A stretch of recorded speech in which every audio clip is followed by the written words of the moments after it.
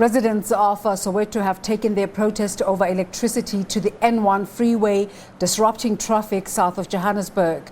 The residents are protesting over the ongoing power outages in the township. For more on the story, we're now joined on the line by Johannesburg Metro Police spokesperson Wayne Minnaar. A very good morning, Wayne. What's happening in Soweto this morning?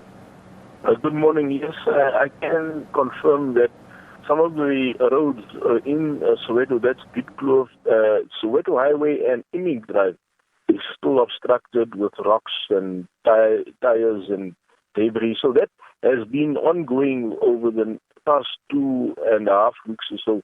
Then there's also still obstruction at Kresani and Mujati.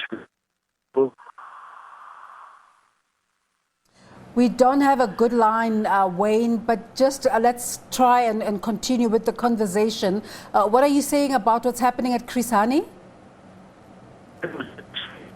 Bricks in the roadway there. So there's obstruction over there.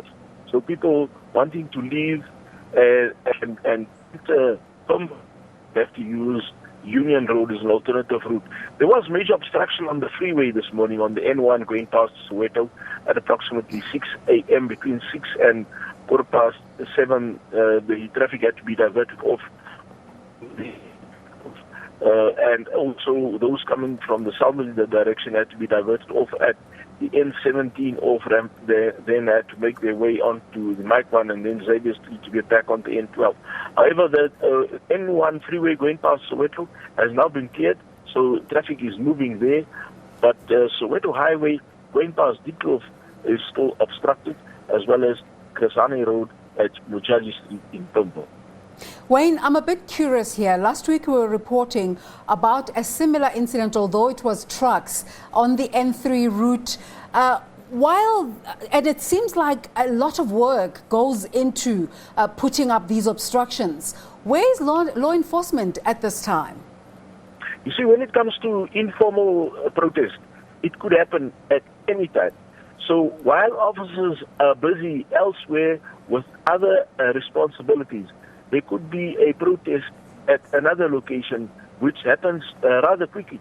So informal protest happens without notice, and then there can be disruption to traffic.